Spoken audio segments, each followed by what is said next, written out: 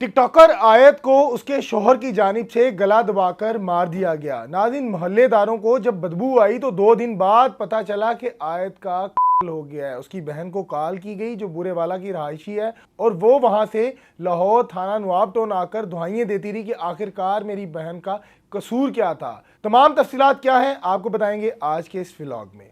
नाज़रीन, टिकटॉकर जिसका ताल्लुक बुरा विहाड़ी से था, आयत इसका नाम था, पहले से तलाक याफ्ता थी, यानी कि पहले शादी की लेकिन घरेलू नाचाकी की वजह से तलाक होगी। इसको टिकटॉक पे मोहब्बत होगी जिसका नाम मोहम्मद सईद था। ताल्लुक इसका लाहौर से था। मोहब्बत इस तरह बढ़ी कि इन्होंने शादी करने का फ़ैसला कर लिया। शादी की गई। शादी करने के बाद ये नवाब टाउन के इलाका में किराए के एक मकान में रहने लग पड़े और इसी तरह ही मोहब्बत के साथ तमाम मामलात चलते रहे। लेकिन इसकी नाचाकी सईद की ये थी कि ये अपनी बीवी से पैसों की डिमांड करता था। ये कौन बता रही है? आयत की बहन, जिसका ताल्लुक बुरा बिहाड़ी से है। वो बताती है कि मेरी बहन मुझे बताती थी कि सईद जो है वो मुझे रोज़ मारता है और ये एक ही बार बार कहता है कि पैसे लेकर आओ, पैसे लेकर आओ। और वो कहती थी कि मैं खातून हूँ, मैं घर में रहती हूँ, मैं कहाँ से लेकर आऊँ पैसे, काम आप करते हैं।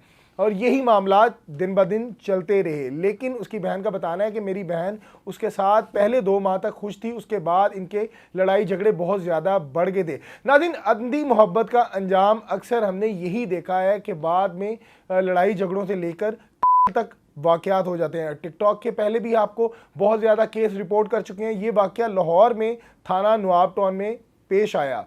वाक़या इस तरह पेश आया कि मोहल्लेदारों को बदबू आती है। मोहल्लेदार 15 पे कॉल करते हैं, पुलिस आती है और आकर देखती है कि खातून जिसकी लाश मुबैना तौर पर 2 दिन पुरानी है, पड़ी हुई है, जिसको गला दबाकर मारा गया है। शोहर उस घर में मौजूद नहीं है और किसी ने उसकी मिसिंग रिपोर्ट नहीं करवाई। उसकी बहन के साथ जब रब्ता किया जाता है, जिसका ताल्लुक बूरा बिहाड़ी से है, वो आती है और आकर अपनी बहन की तस्दीक करती है कि ये मेरी बहन है।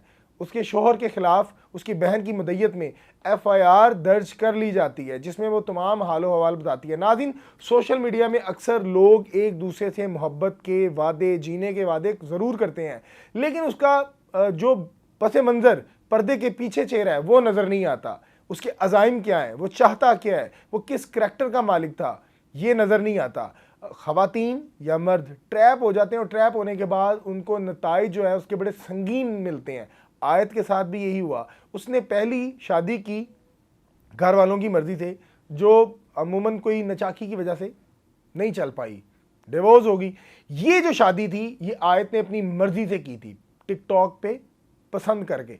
और इसकी बहुत ज़्यादा हमने वीडियोस देखी, आयत के अकाउंट पे बड़ी मोहब्बत प्यार करते हुए नज़र आ रहे हैं। जब हमने सईद का जब अकाउंट देखा तो उसमें कहीं नात शरीफ लगी हुई है, कहीं आयत मुबारक का तर्जमा किया जा रहा है, कहीं यानी कुरान इस्लाम से रिलेटेड तमाम चीज़ें जो है उसके अकाउंट में नज़र आ रही हैं। लेकिन उसके माइंड में क्या था, शादी क्यों की गई, क्या वजूहात थी, ये तमाम तर जो तफसीलात हैं, ये जब वो गिरफ़्तार होगा, क्यों मारा, ये तब पता चलेगी। आपको आने वाले व्लॉग में इसमें जो भी अपडेट्स होंगी हम ज़रूर आगाह करेंगे। लेकिन नाज़रीन, यहाँ ये टॉपिक, इसका जिक्र करने का मकसद ये है उन माओ बहनों के लिए कि जो सोशल मीडिया पे एक अनजान शख्स से एक रैंडम DM पे मोहब्बत कर बैठती हैं। खुदारा होश के नाखून लें, अपने माँ बाप की इज़्ज़त को पमाल ना करें और अपने आने वाले फ्यूचर को रोशन करने के लिए उनकी रजामंदी को ज़रूर शामिल रखा करें। मुझे दीजिएगा इजाज़त, अल्लाह ने के बाद।